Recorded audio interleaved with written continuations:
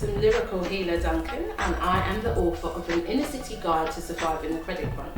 It has more than 100 tips for cost-effective living. I'm really excited to share my work with you lovely people out there. That's the name that I actually embrace, the Lyrical Healer. I work with young people in youth offending teams, pupil referral units. I have a passion for working with disaffected youth and to really get them back on the right track and to see them through their GCSEs. That's the school-based stuff and the workshop side of things. Also, I am a poet myself, yes. I've written a book called The Food Spiral. That was my debut book in 2007. It was a collection of 21 poems that talks about my obsession with body image and overeating and food, and in my attempt to, realign myself and come back to the source, really. So I wrote poems that kind of reflected people that were overweight not being seen in the world when you go out there. So that was, as I said, was in 2007, and I'm really excited to progress in my career because I've learned a lot from that book.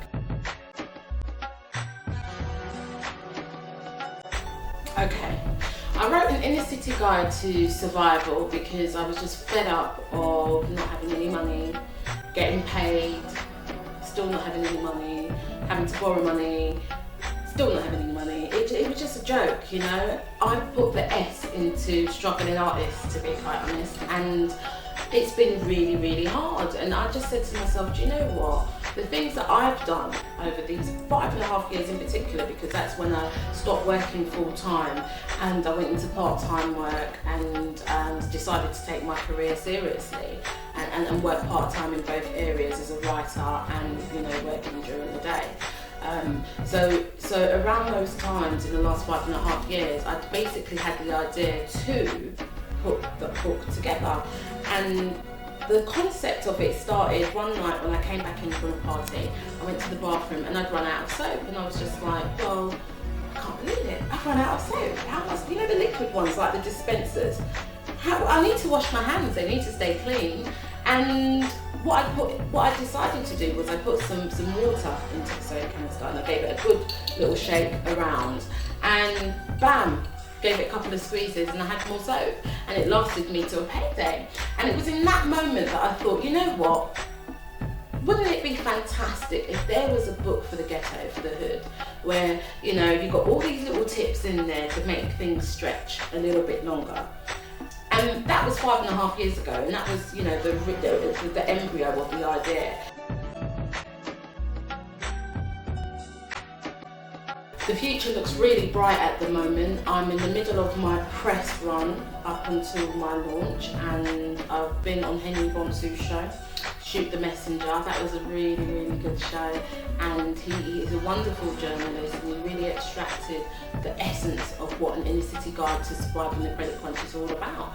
He knows how to reflect that in his conversations that we've had together on screen. So I was really excited to be invited there. And also I've got some coverage from the mainstream media, like the Voice newspaper, the local rags, South London Press, and it's just nice to really get that support as well.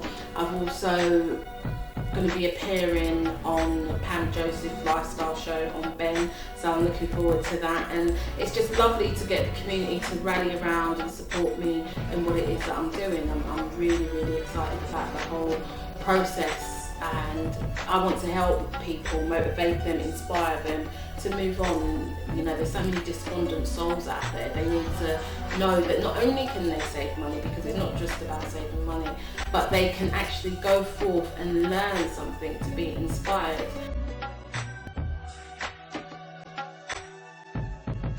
So this is taken from the Enlightenment Mindset, and it is tip 104, and it's fight the spirit of complacency. The mind is a powerful tool when used correctly. Decide to embrace positive mental thoughts throughout the duration of your day. Life and death truly lives on the tongue. Be the master of your words and use them to speak positive utterance into your day. Legendary motivational speaker Les Brown and Anthony Robbins use neuro programming in their seminars and conferences to change people's resistant negative thought patterns. These men have made an impact by changing the language